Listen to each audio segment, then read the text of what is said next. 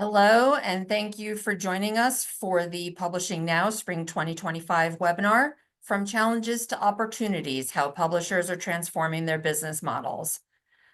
My name is Nicole Tomasi, and I'm the Marketing and Conference Manager here for Westchester Publishing Services, who is co-hosting this session in partnership with our friends and colleagues at Publishers Weekly, and we're very glad that you could join us for today's session. Before we get things underway, just a very quick note that your microphones are going to be muted during the webinar. However, you are welcome to enter any questions you have for the panelists in the Q&A box that's located in the control bar at the bottom of your screen. We will answer as many questions as time permits towards the last 15 to 20 minutes of today's session. And with that, it is my pleasure to introduce the moderator for today's session, Jim Milliot, who is the editor-at-large for Publishers Weekly. Jim?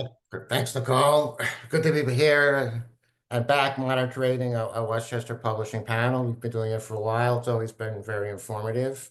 Got a little bit of an allergy, so I'll try not to let that interfere. But I'm going to kick things off with a couple of brief remarks about sort of the state of the industry, right where it is right now. And then I'll introduce all our panelists all up front. So when we kick it over to them, we don't have to interrupt the flow, and we'll go from one to the other.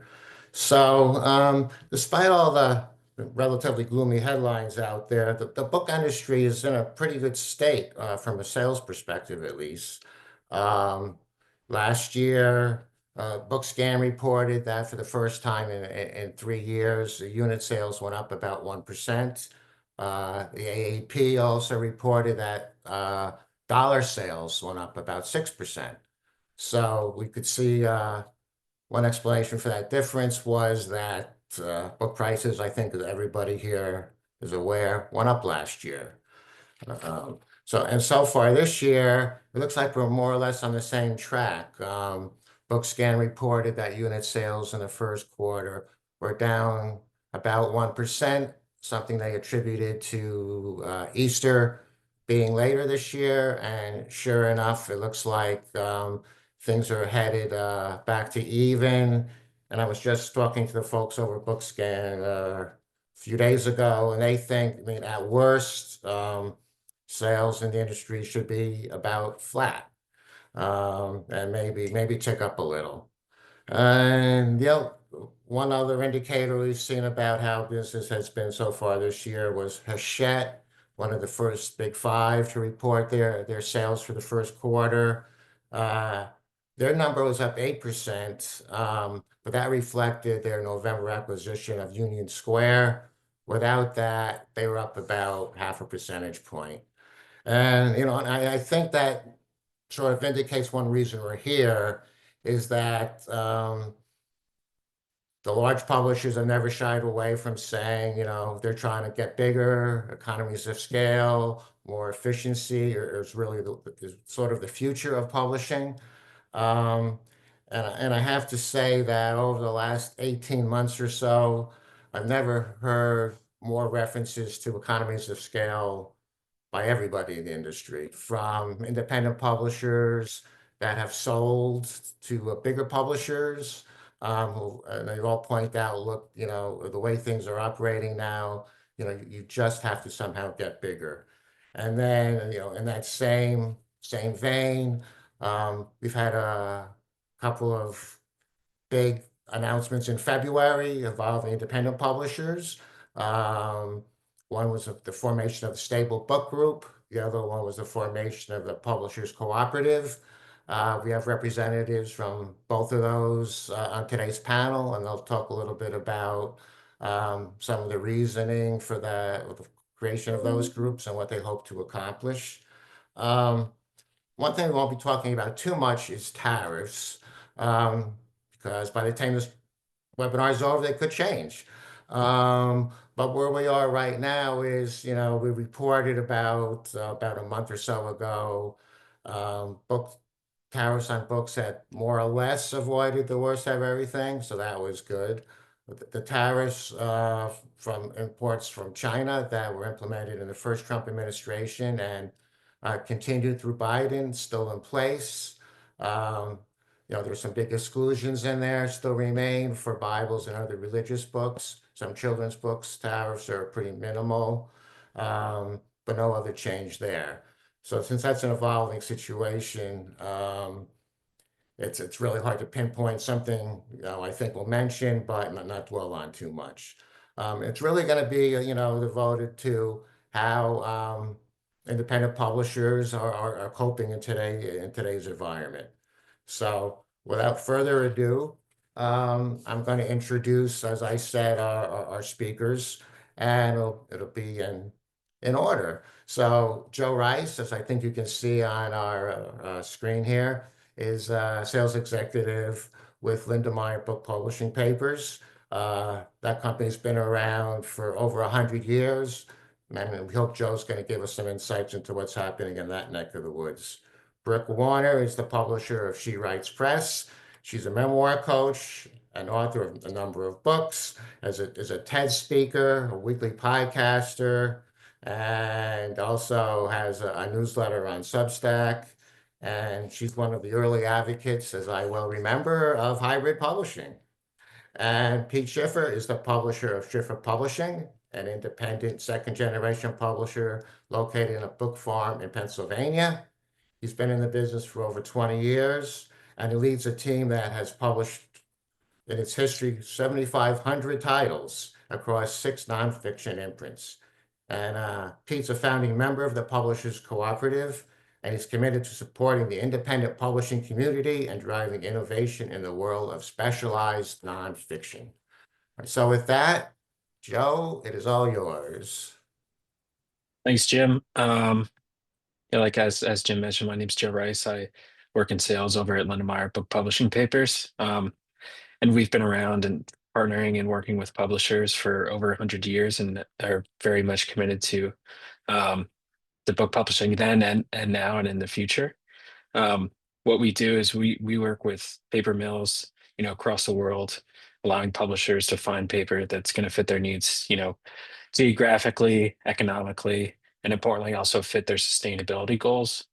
Um, I think kind of just in general, given the current uncertainties that everyone's facing right now, just with tariffs um, and the global climate, we're kind of working and staying close with our publishers so they can maintain consistent supply while also ensuring that they're paired with the right mills geographically. Um, Overall, we're kind of leveraging those partnerships so everyone's in the best position possible going forward, and not taking for granted, any kind of long-standing, relationships that publishers have had with mills that are committed to the book industry. So that's just in general how we're kind of approaching the uncertainty right now, um, and our commitment to the book market. All right, Brooke, your turn. Thanks for having me. All right, good to see everybody. Good turnout for this topic. I'm Brooke Warner, publisher of She Writes Press, and yes, we recently have a new partnership. I'm part of the Stable Book Group and have come on board in the capacity of COO in that space, along with my partners Keith Rieger and Chris Gruner. And so what are we doing? I mean, a lot of the decisions that I've been making in recent years have been, of course, in response to how challenging this industry is in general. We moved from PGW to Simon & Schuster, our distribution, last August. So we're in a brand new distribution environment as a press. And it was fairly shortly thereafter that I began the negotiations with Keith and Chris to join the Stable Group, which the Stable Book Group specifically has 6 imprints in it to start, and I think we'll be growing from there. Pete and I talked a little bit ahead of time that we would at least say the difference for people about what how the Stable Book Group and the co-op are different and where they overlap. But the Stable Book Group is, 6 imprints coming together under ownership umbrella. And the reason for making that move as independent publishers is exactly what you said, Jim: efficiencies, economies of scale. That it's very difficult to be an indie publisher on a smaller scale. And so I think having the partners to be able to bounce ideas off of, using back-end services in a way that, certainly increases efficiencies, but also just creative ideas and growth in ways that we want to make changes, on a individual press level that affects the 6 imprints in a holistic and positive way.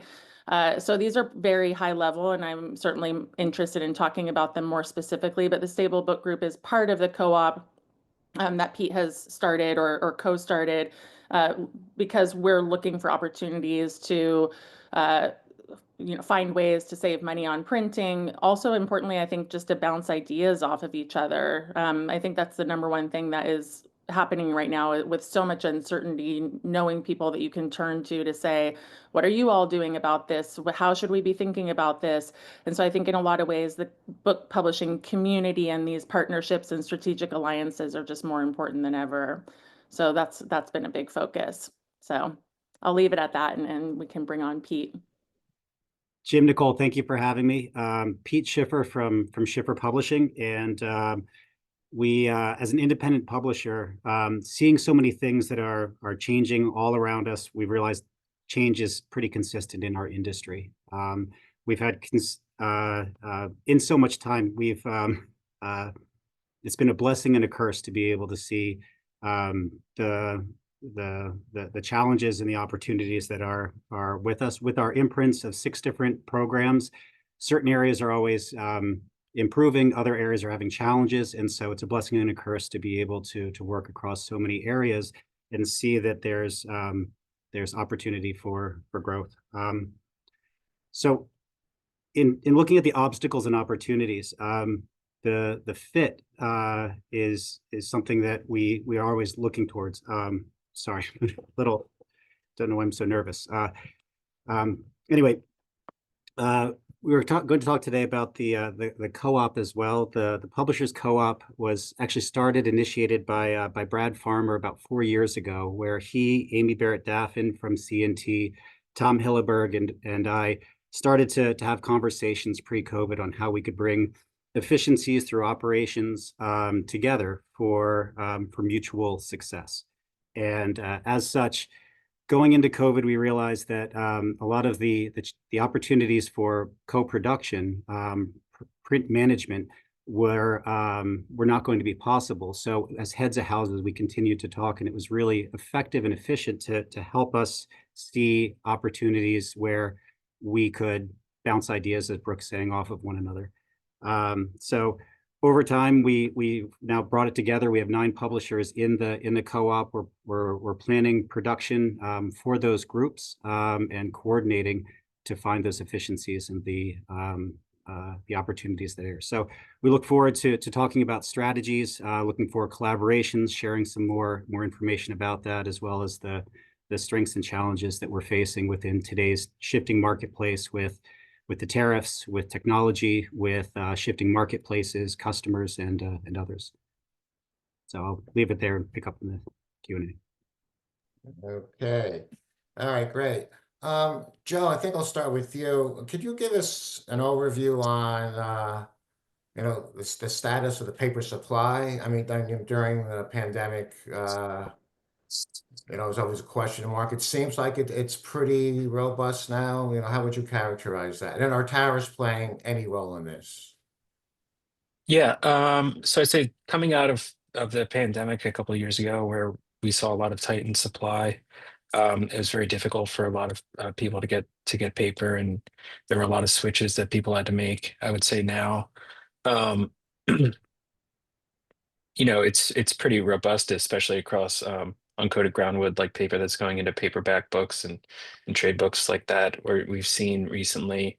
There was a near closure at one of from Pixel, which Pixel traditionally makes uncoated trade book paper. So your nice, cream shade paper that's going to be in a memoir or a book, anything that's of archival quality that's not like a cookbook or a coloring book or anything that would be coded. So they had a closure in Ohio, which ended up not going through. They're going to stay open through the end of the year, but their main mill that does produce the paper that's going to go in those memoirs and autobiographies and things of that nature, that mill is remaining open, which is a good sign for those kind of books. Um, so as a whole, it's things are kind of like steady as she goes. What we're seeing in terms of tariffs is obviously, I think you could see use the same phrasing there. Extremely uncertain. What we've seen recently is that I think we lucked out with paper and items that are considered tree derivatives fall under the USMCA. So supply coming in North America, especially in Canada, that's where the majority of book paper is produced, is doesn't fall under the tariffs that are placed there. So there was definitely a bit of a hiccup, if you could call it that. I think that's a little um soft, but it right now everything is seems to be okay there. In terms of supply globally, like coming from Europe and other partners, there is, even though the reciprocal tariffs were removed, there is still the 10% tariff on those goods. So that's one thing that we're staying close to our mills there, because obviously there are a lot of great paper suppliers from Europe that have been supplying the North American market, and working with them to find solutions that work best in that sense. The other thing we're doing with our publishers is, either seeing, are there alternatives in North America that make sense for you, or how are we going to make this work, right? And kind of just staying, um, trying to stay calm through all of it and not move things all willy-nilly, because that never really works out either. So that's kind of generally where things are. We're trying to make sure that we're putting our publishers in with partners that are committed and are going to work through this together if they're affected. For now, at least, the price is generally stable.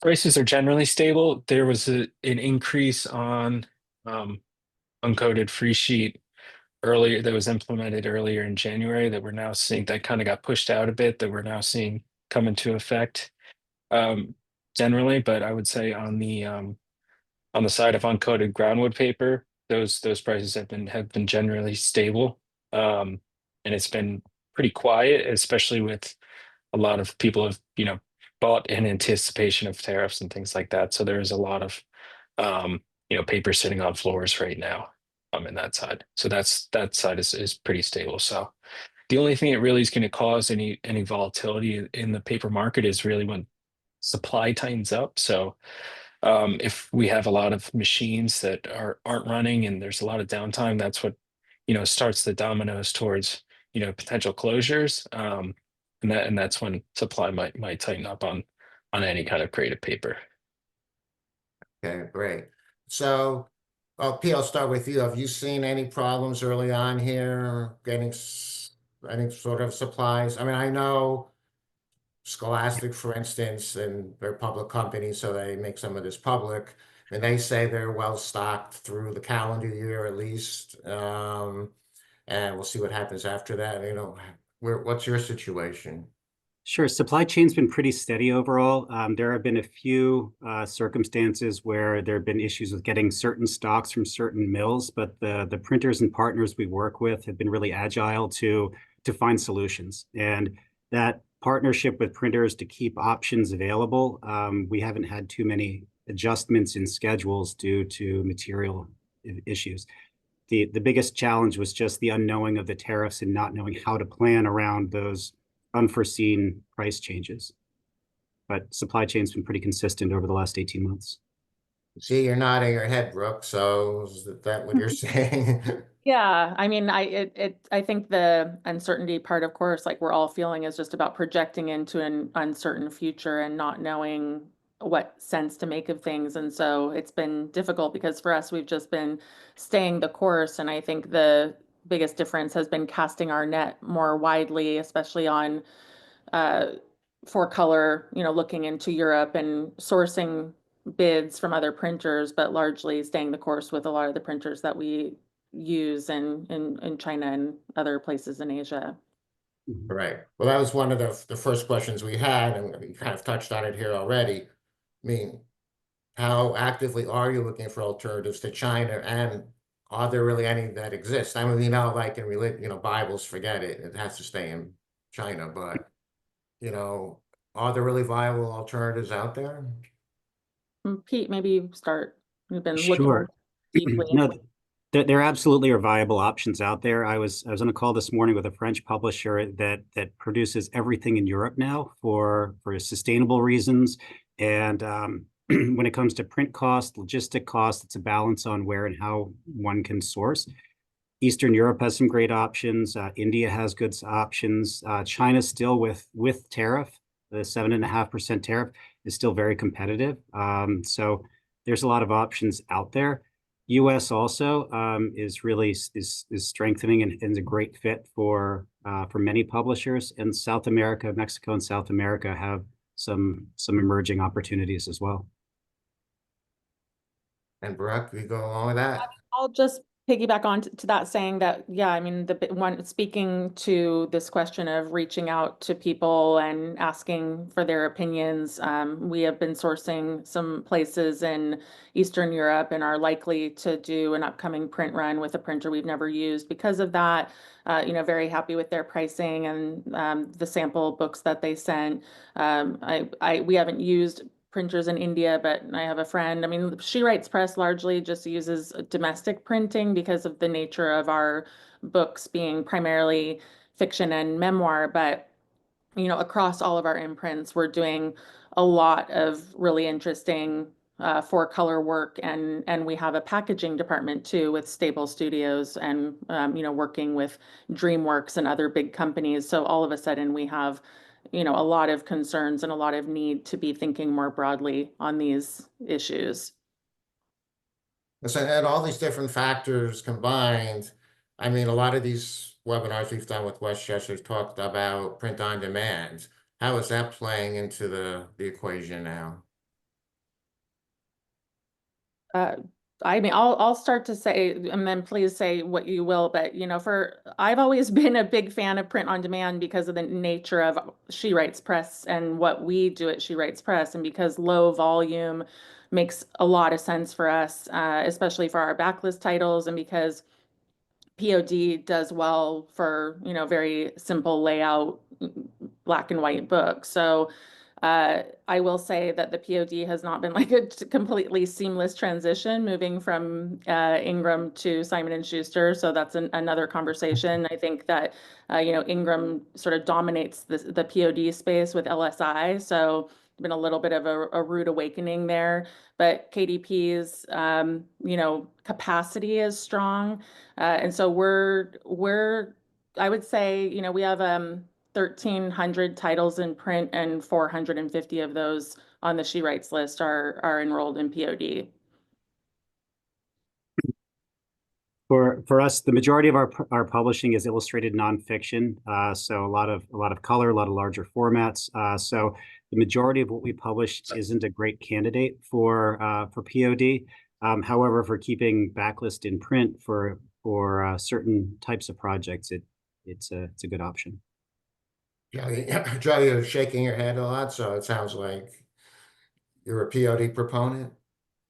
No, I think it's something that's, over the last couple of years, we've seen it quality increase greatly, and Brooke and Pete can probably speak to that better than I, but it seems like it's an option that's been more widely accepted as we kind of move along, and it's something that like they've said, allows them to kind of keep some books alive, which is really great. And I think what we continue to see is there's just more and more grades of paper that are qualified to be used on digital presses. So which is great as well. So there's a little bit of variability you can bring to a book that's printed on demand. So not everything has the same look and feel. Well, Joe, while I have you, a lot always going on in Europe. Can you give us any insight what's going on with EUDR? I know it was delayed from last year to this year. How's that moving forward? Yeah, I would say, the delay from last year to this year is really something that's allowed a lot of paper mills that, were probably behind the ball a little bit, or, a lot of the things that were set forth um, by the process. It would have been very difficult for a lot of paper mills to be compliant in such a short amount of time. So what the delay's done is allowed, pretty much. I wouldn't say I think all is probably a little too wide reaching, but most, are if not, compliant already, or well on their way to being compliant by the end of this year. And the biggest thing that we're kind of waiting on now is the definition of what countries are going to be defined as high risk or low risk, and what that's going to determine is how far back the paper is tracked, and what kind of needs to go into seeing where it's coming from, which is kind of the sole purpose of EUDR. Um, and we're confident that a lot of the mills that are producing book paper will end up in a favorable position there. So that's we're kind of just keeping our ear to the ground on that and seeing where the chips fall there.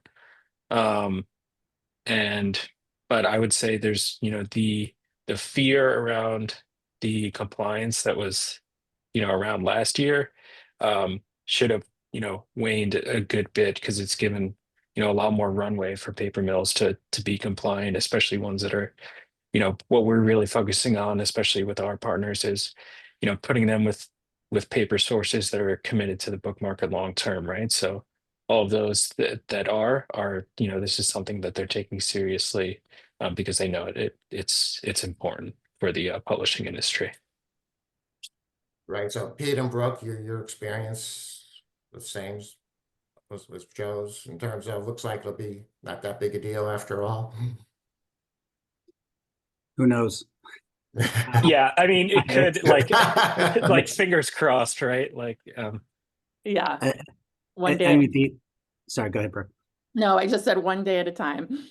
Yeah, I think that's one of the things. There's always compounding issues like this, and when things like this come out, the question is, how do they institute this? How do they regulate it? When new things like this come in, questions come up.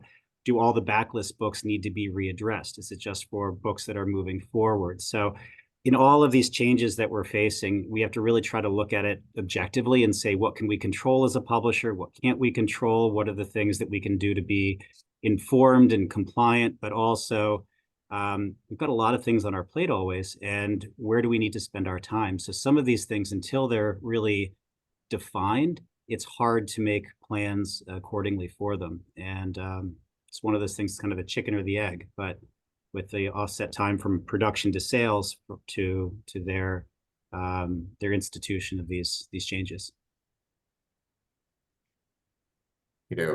Um,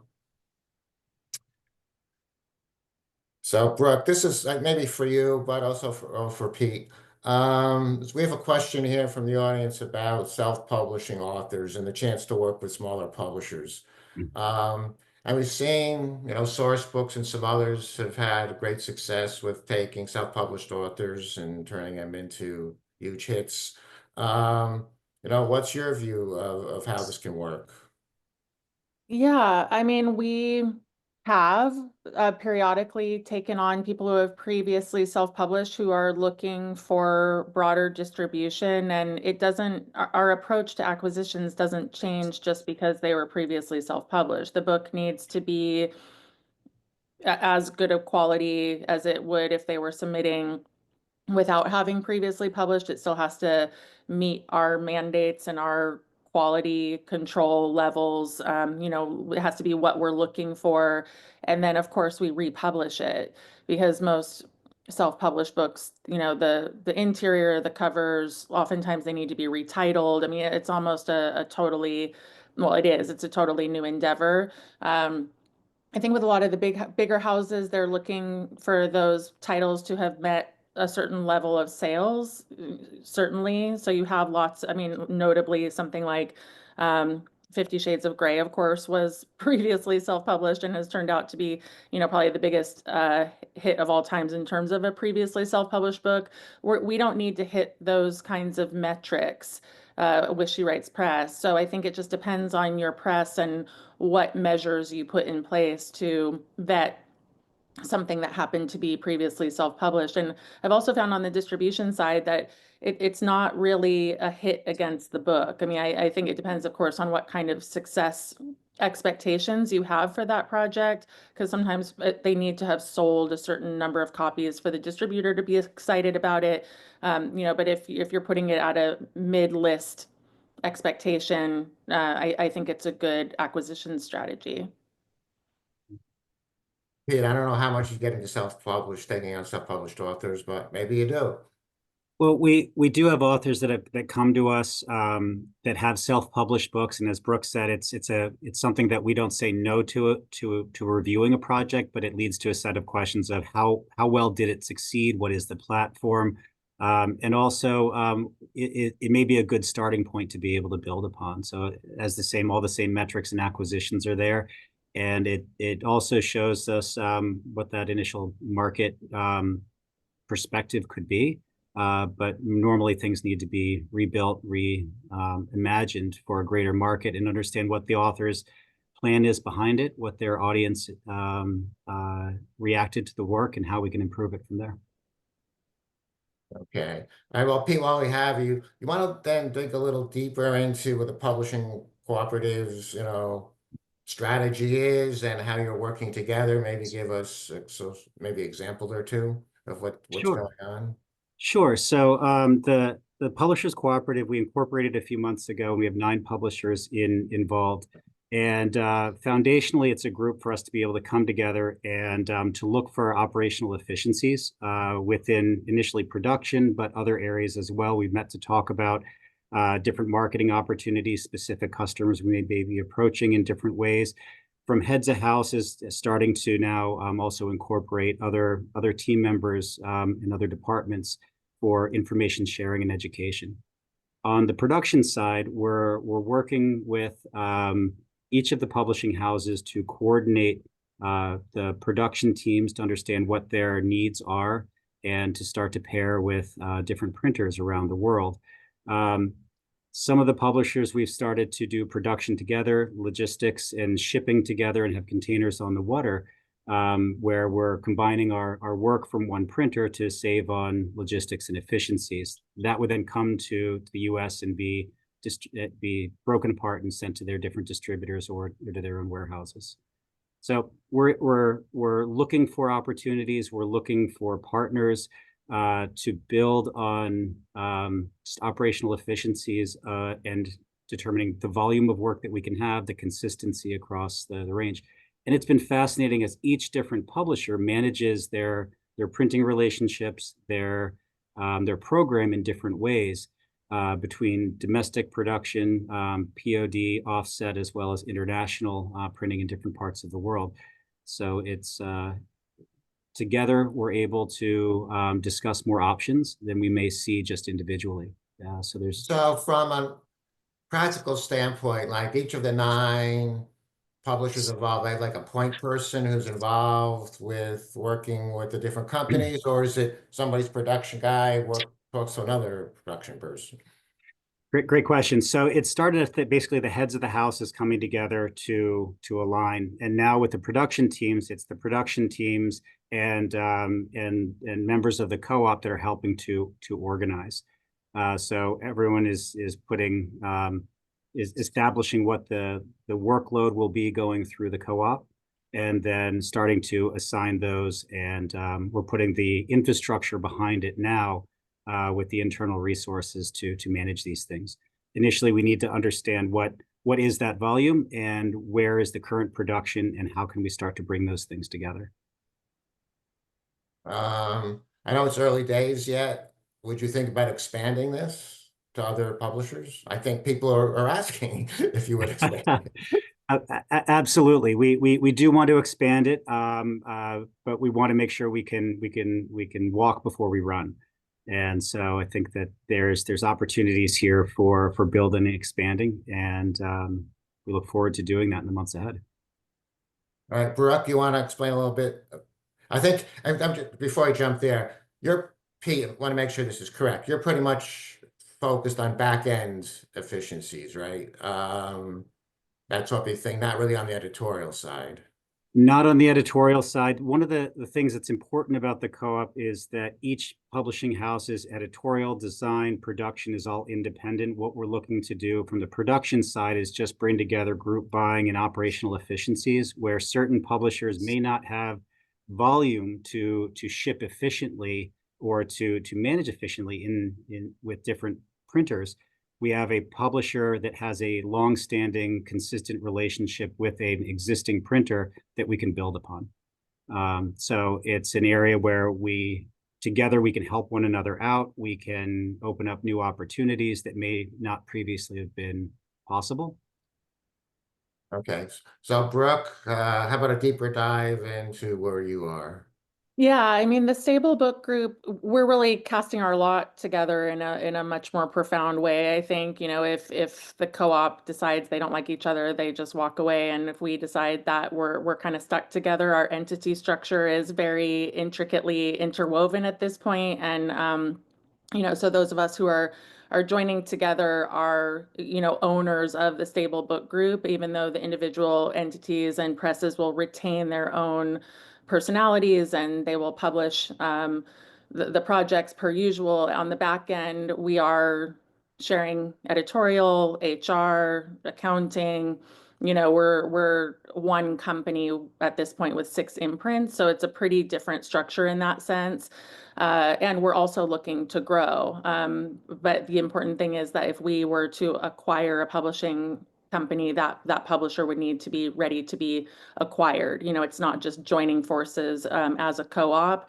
So it's exciting because I think there's more heads in the room, looking for what are the pain points, and we all know the pain points are many. And of course, it's challenging because you bring together 6 heads of house who have their different processes and who have done things a certain way for a really long time. And you're trying to, kind of get those heartbeats aligned because there's a lot going on. So this is all pretty new. I mean, the She Writes Press only just made this move in March, and I've been at, kind of in my role since just before then. But I've been parts of book groups in the past. I mean, when I worked at Seal Press, we got acquired by the Perseus Book Group at that time, and joined forces with all these other imprints, and Seal retained its identity. But, over time, it does necessitate changes to the presses. But I think there's something to be said about survival. And there's also, with the Stable Book Group, some of the presses that we're acquiring are presses whose heads of houses are ready to retire, and maybe they don't have a plan for who's going to take over the publishing company. Especially if there are so many independent presses that were founded, particularly in the 1970s, and they've been run by someone who is now in their 70s and or 80s and looking for an exit strategy. And I think the stable is well to carry on the legacy of those particular presses. And so that's sort of the future vision for the stable, not exclusively, but it's been exciting to, just look at the ways in which we can be these, She Writes is 13 years old, Ulysses and Trafalgar are, 30, 40 years old, and be looking to carry on the legacy of these presses and to do it in a way in which the joined forces keeps us strong and keeps us nimble.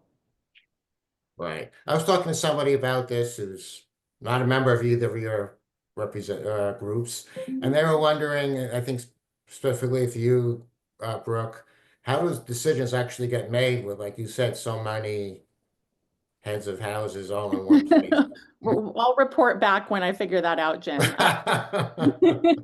I mean, no, we're a strong executive team. I think the really important thing is that we're very, very aligned around indie publishing, and we're figuring out the measures. I mean, in terms of what acquisitions get made, that's completely based on, opportunity and whether it feels like a good fit. We're not going to acquire a book that directly competes with She Writes Press. We're looking to have imprints that offer different kinds of titles and different kinds of lists so that we have diversity, in terms of what we're presenting to the world.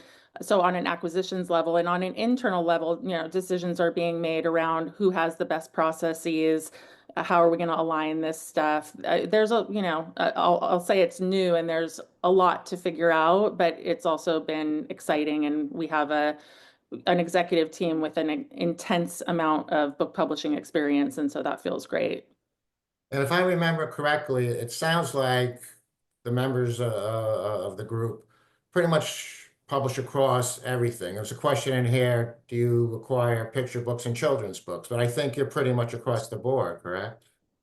Yeah, I mean, well, there's the question of what do we acquire, which is like just the individual imprints, because the Stable Book Group is not acquiring or publishing anything. It's the imprints underneath the Right. umbrella, right, that are continuing. And if people are interested in approaching us because you want your press to be a part of the Stable Book Group, then yeah, there's no limitation as to what an individual publisher can or would continue to publish. It's more about, would you be a good fit for the stable? And while we are a book group, I think we can say that there's a parallel to what Pete is doing in terms of, to be a part of that entity. What are the qualifications? And the difference, like I said, with us is that we are acquiring presses. We are becoming a publishing group that could have as many imprints as Random House someday, and I think that would be the big Brock. why not, Jim? Sky's the limit, and we all have decades of runway left to go, so we have big plans. Okay. And before we let you go on this one, so you were an early proponent of hybrid. How does that fit in here? Maybe could you explain quickly to those who may not know what a hybrid publisher is? Because people were asking a little about different business models, and that was one of the first. Yeah, well, I mean, it's one of the reasons that I'm grateful to be partnered with Keith and Chris, Keith Rieger and Chris Gruner, who are my primary business partners, because I think we all look at this and think that, yes, hybrid is a different publishing model, but there are so many opportunities. And She Writes is 13 years old, and I think we've proven that we can do hybrid well, and our sales are strong, and our mission is very specific. We had the distribution deal with Simon & Schuster prior to joining the stable, so we had proven our sales record and acquisition strategy is sound. Hybrid means that the authors invest, right? So the money flows through the author, but the author gets a higher royalty in exchange for that. I do recommend that people who are really interested in hybrid go to the Independent Book Publishers Association and look at the hybrid criteria that I was involved in creating when I sat on the board with you, Jim, although I don't think that you were in the hybrid criteria meetings. So there are 11 points that it takes to be a hybrid. And many reputable hybrids have traditional distribution. There are a number of us who are with Simon, a number who are with PGW, with Macmillan.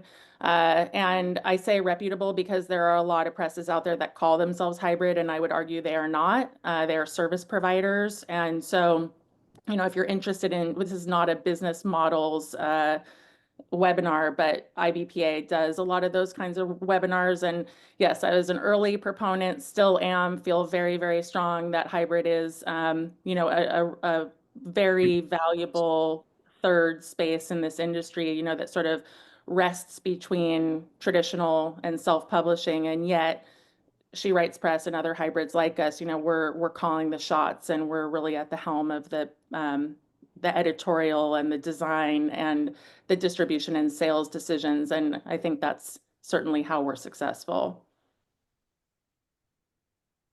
Okay, great. And and leave distribution question alone for now. Pete, you do your own distribution still over at Schiffer? We do. We have about a 200,000 square foot warehouse, narrow aisle, high density, and so all the books come to us and then out to all of our distributors and customers. And we've always found that to be, for us, a really efficient way for us to do it. From our foundational days with putting pallets in the barn with the cows to now, it's always been a critical part for us to have that high touch. Do you take on other clients? We've quietly distributed for a few others over the years, but it is something that we've looked at, and it is something that we may be interested in the future. Right. Right now, it's And I- primarily our books. And I know distribution's a huge question now among independent publishers, and Brooke, you seem to have solved it there. We're going to Simon & Schuster. But if you could put your old IPPA hat on, do you have any other ideas on how independent and smaller presses can get good distribution services? I mean, a lot of the smaller presses are going with IPG because they're more flexible and they're willing to take on smaller clients. And I think that you can start with IPG and then you can, use it as a springboard, although I'm sure IPG would hate to hear me say that. And I think that another thing is to piggyback on to distributors who already have distribution. I mean, certainly that is a common practice in our industry that someone who might be distributed with PGW or Simon & Schuster would take you on and either distribute some of your high expectation titles, conceivably your whole list. We're interested at the stable in trying to solve for some of that, like just looking for opportunities to say, how can we support emerging presses to have better distribution in that sort of way that might offer a leg up by piggybacking through existing distribution. But it's complicated because there's a question of, independence and how does when you're piggybacking onto someone else and you go into Simon's system under She Writes Press's label, for instance, and then how do you work to get your own distribution? So I think that distribution continues to be one of the biggest pain points in our industry. And another complaint I have about distribution is that they sort of force you to print more than you would otherwise, because there's just these, again, I mean, economies of scale is one part of it, but there's this showing that needs to happen, right? Where you're getting the book out in big numbers. And if you want to be conservative or if you want to be modest, you're sort of at odds with the entire supply chain. And then you're probably often printing more than you need. And this is why I've tried to mitigate with POD, but we continue to be a small press, with print runs of like 1,000 to 3,000 copies. And, I for a lot of distributors that's sort of at odds with how they operate in the world. And so it's tough for small and indie presses. Right. Okay. Quickly shifting abroad again. Joe, are there any other things besides EU or EUDR over in Europe that publishers should be aware of in terms of maybe new regulations coming on board? Not that I can think of off the top of my head. I don't want to create any ghosts for anyone. But I think, those are, really, eh, I think everybody has enough on their plate right now with that coming up, and then, dealing with potential tariffs with not potential with tariffs in terms of supply and how that's all going to shake out. So really the next, 6 to 8 months is really a critical time just in terms of how, both supply from, getting, at the beginning of the cycle, getting paper from Europe, how that ends up looking and where that stands. And then also, that paper, whether it's on paper from Europe or paper from North America, going back overseas, what that entails with the UDR and how that regulation is all going to come to fold. So both of those things are really the two biggest, and I think enough for everyone's plate right now. But we'll see how everything goes. And Pete, what's your view of the international market for Schiffer? I think the international market's a strong market. There's opportunity out there. Just to build on the question about distribution, I think what piggybacks distribution are the sales teams, the marketing teams, the getting in front of customers, creating that discoverability about titles. And the same principles hold true domestically and internationally of just having your titles be known and connecting those with your potential audience. That reader connection is facilitated in a lot of different ways, but now more than ever through e-commerce platforms, through social media, through author platforms, groups is such an important part of that. International is something also that there's so many domestic distributors also have international aspects to them. So setting up a specific series of networked distributors or sales teams is an important aspect, but it may be beyond the capability of small presses that are just coming together. But there are many distributors out there that will be able to extend reach. But we're in a global business, so we have to think about that also in our title selection, in our marketing campaigns, and also sharing that with many of our authors who may just think myopically just at North America, but we're really publishing in the English language as a global market. Okay, great. All right, so the question everybody knows that is coming, AI. So Pete, how are you using it? Do you see more threats and opportunities, or where are you on this question? Sure, great question. I guess defining what AI is an important part of it. There's so many different tools and aspects of it. AI with responsible use as it's integrated into many of the tools that we use can be a very helpful tool. It can really save everyone time, but there are challenges with it as well. It's easy to misuse, and putting content in, there are security measures that need to be in place to make sure it just doesn't go into the large language model. So I was sharing before the call that we're seeing that some people are using AI in predatory ways of creating content to be to come against new publications coming out. See something coming out trending well, they'll use AI to create something and put it up into the market. And taking those things down or alerting them is an important part. But authors' rights, copyrights, and quality of content are always on the top of our mind when we think about how to utilize AI responsibly. And without giving too much away, I mean, some of the New York houses have contracts now with specific AI clauses. Have you done anything different in there in terms of rights or anything? We have not specifically added AI clauses into our contract, but it is top of mind with many of our imprints and our projects as they're coming in, and on our editorial team as well, to be mindful of how the ideas are being generated, how the content's being created. I mean, the whole concept of we're humans creating content for other humans is something that is an important aspect to think of. And but we have not put specific legal language in to direct it, as it's still a bit of a moving target for us. Brooke, how about you and kind of those? Well, we have put language in our contract. I mean, I think well over a year ago, and I have to say I don't think it matters. You know, it's like I'm incredibly sort of fatalistic on the AI stuff. I feel like, yes, you know, our authors hold us to account, and a lot of them are members of the Authors Guild, and so we're participating in the Human Authored program. But I just think that you know, humans are just no match for what this thing already is.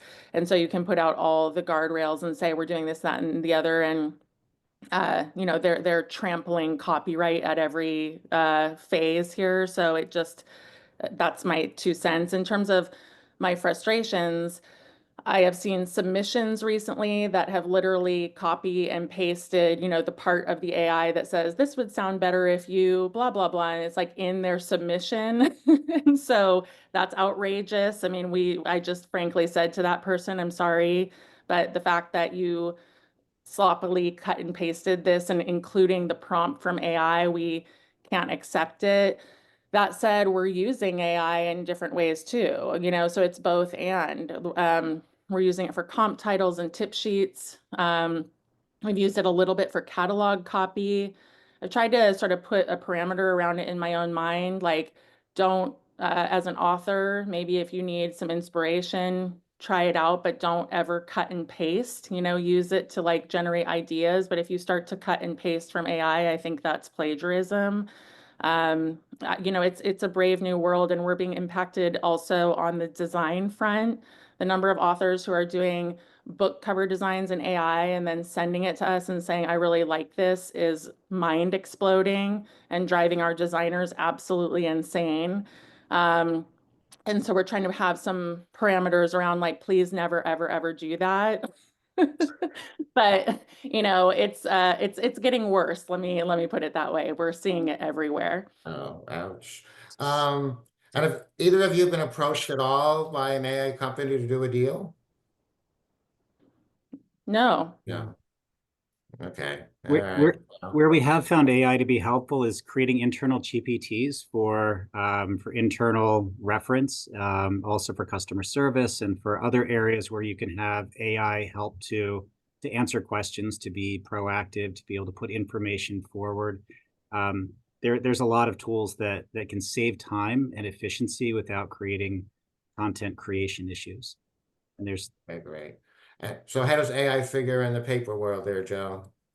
Yeah, I think a trend that didn't start with AI or anything like that is just moving towards common sizes, and a lot of publishers using the same kind of grades. So I could see just evolving of that, of common stocks, and that things to become even more and more common across um across different books and things like that. So I would say that would be something that would be like an efficiency, and could be helpful, not only for the publishers being able to use, different stocks for a lot of different titles, but also on the paper mill side, where they're able to, run their machines a little bit more efficiently and have a better idea of demand and how they can best supply. Okay. All right. We have 2 minutes left. So here's our final question is coming from somebody. How worried are you about literacy rates that seem to be coming down, and, kind of across the board? And the publishing, I think it fits and starts, tries to help the literacy thing, literacy get better. Where do you all see that going? I mean, I think it's tough because I think that it just is changing. I think that we have always been, as a human species, sort of the sky is falling where book publishing is concerned. The book has been about to be dead for as long as I can remember, and I'm sure 100 years before that. And so I have a 14-year-old. He's not a super enthusiastic reader, but the other day he just bought the LeBron James biography, and it's like this big, and he's tearing his way through it. So I think that reluctant readers just need to find the right books. Romantasy also is an interesting genre to me, just in terms of its huge explosion of success. And I think a lot of young readers are reading romantasy, and that, young readers are drawn to escapist fiction for reasons that make complete sense in this crazy world. And so I just wouldn't be too doomsday about it. I think we've always gravitated toward that. And I just said I'm fatalistic about AI, but I'm very optimistic about the future of book publishing. Oh, that's good. Pete? No, I would agree, and I think that what we're creating is content that can be delivered in multiple forms as well. So as much as we've got the physical book, audiobook, ebook, I mean the youth that's coming up, they're learning in a more digitized way, but they're also looking for that break from technology as well. And so to Brooke's point, the content, the concept, what they're interested in, if we can focus on those areas that are following their passions, I think there's a lot of strength ahead. Yeah, and I know James Don, the head of Barnes and Noble, is always talking about, I mean, their biggest audience is really young adults and young people, and that, he says when the bell rings at 3 o'clock, the stores fill up. So I think that's a good sign. So I think, Nicole, our time is up. Yes, just about. So I want to thank everybody for on the panel for sharing your insights with all of us here today. I want to thank you, Jim, for moderating the discussion. And we hope that everybody found today's session to be helpful and useful. I just want to let the attendees know that you'll be receiving an email over the next few days with a link to this webinar, so that if you want to watch it again or share it with colleagues, you will be able to do so. Also, keep an eye out in an upcoming issue of Publishers Weekly. There will be a summary article related to today's session.